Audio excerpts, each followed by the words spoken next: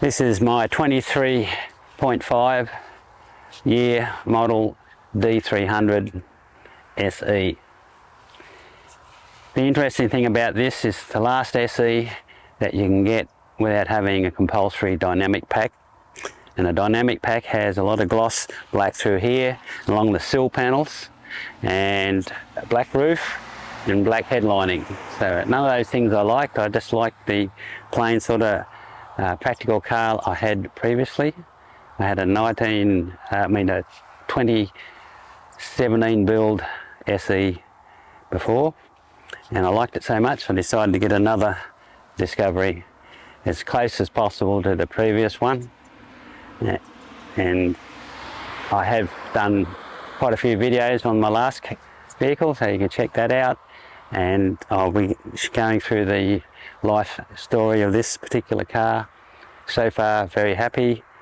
I've done 6,000 Ks in it so far, and my next video will be a story about my owner experience there. But this one's just telling you about the actual vehicle itself and why they're such a great vehicle, long distance vehicle to drive. The interior of the Discovery has improved a lot. The instrument panel is different than what I was expecting with the order. I'll talk about that later. But it's half analog and half digital, which is quite unusual. The only problem I have is at night you notice the difference between the brightness of the digital and the brightness on the analog. The steering wheel is off the Defender. I quite like it. It's a little bit thicker than the old car, so I'm not sure. It took me a while to get used to the actual thickness. And the infotainment center is so much better than before.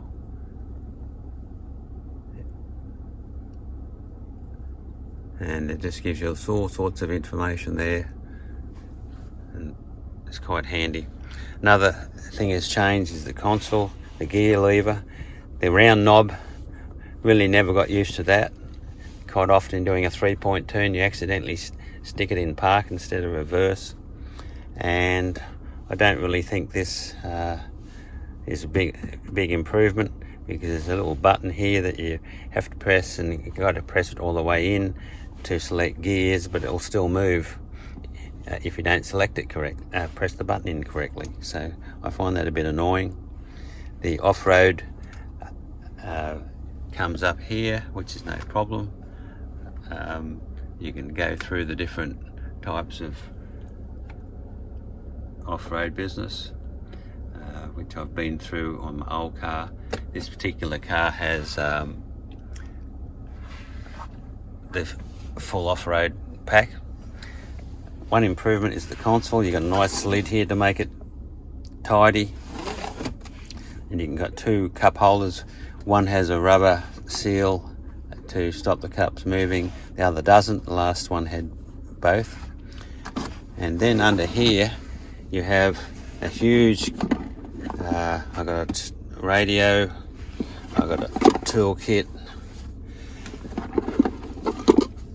and there's just plenty of room down in there to solve any storage issues.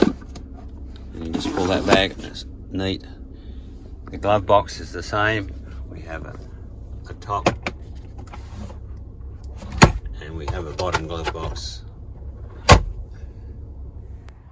This SE has a electric tailgate, the old one didn't. It's a massive amount of room, but because the car has electronic seats, it doesn't sit flat like the old one. I use these storage areas up here for tie down straps, that sort of thing. There's a USB-C connector in there.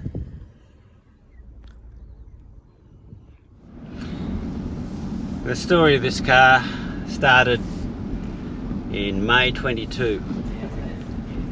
I ordered the car at the tail end of the pandemic, and the car was then built, I think, January 23.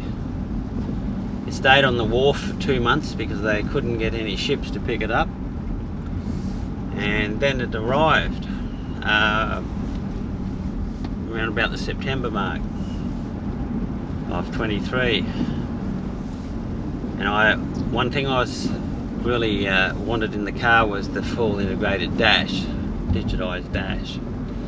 And just before it arrived, I realised by looking at the salesman's computer screen that it had the analog, semi-analog dash in it. So I told him to stick the car, because that was a condition of purchase, because I heard some cars were coming through with one dash and the other one was coming through with another dash. So it was something that I wanted, because I've never had it before. So when frustration settled down early December of 23, and I decided to go and order another car. The delivery times were much quicker and that sort of thing. And then I got on the configure, and the only thing you couldn't get an SE anymore, which wasn't a dynamic pack.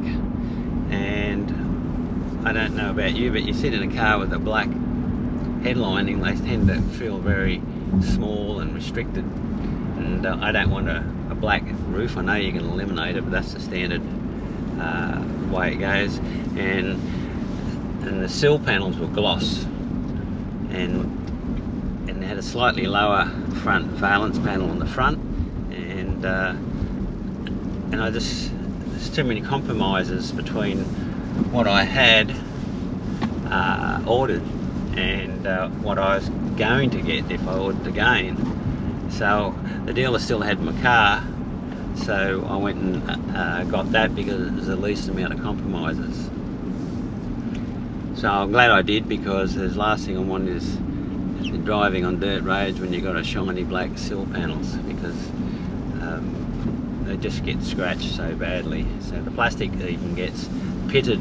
I was down at Tasmania going on the most southern road in Australia, and it was 16 kilometres of dirt, not high speed dirt, probably 80-90k dirt, and I got a bit of chipping in my plastic sill panel. So everything you buy is a compromise, but I think I've used their full digitised dash in a Velar that they lent me, and I was a little bit disappointed about the quality of it.